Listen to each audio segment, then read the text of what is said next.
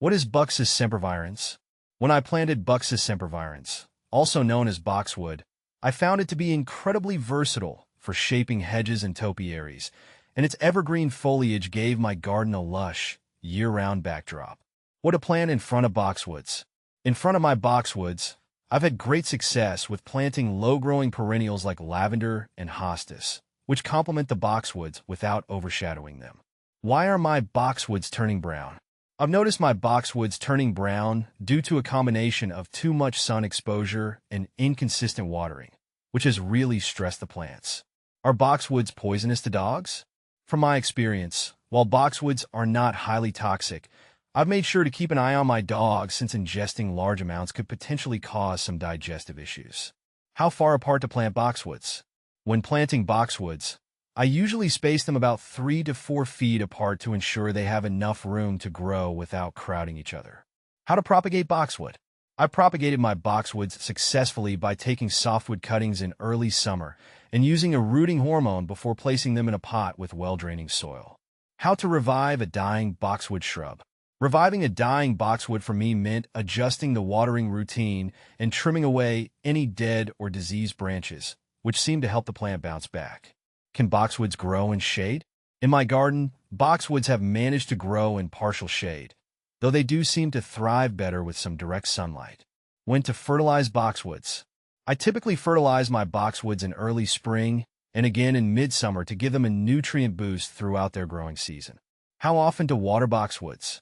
I water my boxwoods about once a week, ensuring the soil remains consistently moist but not waterlogged.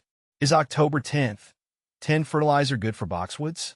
I've found that October 10th, 10 fertilizer works well for my boxwoods, as it provides a balanced mix of nutrients to keep them healthy and green. Do boxwoods like acidic soil? Boxwoods in my garden seem to prefer slightly acidic to neutral soil, and I've had to adjust the soil pH to keep them happy. How long do boxwoods live?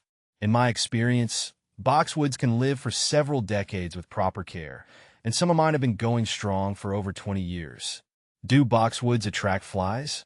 I haven't had a problem with flies being attracted to my boxwoods, but I do keep an eye out for any unusual pests. How deep are boxwood roots? The roots of my boxwoods typically spread out more horizontally rather than deeply, which makes them relatively shallow compared to other plants. Is boxwood poisonous to cats? I've read that while boxwoods aren't usually highly toxic to cats, it's still a good idea to prevent them from munching on the leaves to avoid any potential issues. Boxwood versus holly. In my garden, boxwood and holly both serve as excellent hedges, but I found holly to be a bit more resilient to extreme temperatures, making it a better choice for harsh winters compared to the boxwood, which can suffer from winter damage. Boxwood versus privet. Privet quickly established itself in my yard with a faster growth rate than boxwood, but I ended up preferring boxwood for its dense foliage and the elegant, consistent shape it maintained throughout the year. Boxwood versus yew. While yew grew more slowly in my garden compared to boxwood, it made up for it with its lush, dark green needles and impressive longevity, which I appreciated for a more enduring landscape feature. Boxwood versus arborvitae. I've enjoyed the boxwood's classic look and compact growth for my formal hedges, but arborvitae won me over with its rapid growth and ability to provide a tall, dense privacy screen that boxwood couldn't match. Boxwood versus box elder. Box elder, with its vibrant fall color and fast growth, offered a more dynamic visual interest compared to boxwood's steady green backdrop, though boxwood's evergreen nature provided consistent year-round appeal. Boxwood versus dogwood. Dogwood's beautiful spring blooms and striking fall foliage brought a burst of color to my garden, which made me appreciate it over boxwood's more uniform and less flashy appearance. Boxwood versus ilex. Ilex added a festive touch with its bright red berries in winter, which contrasted nicely with boxwood's more understated elegance and reliable evergreen coverage throughout the year. Boxwood versus inkberry.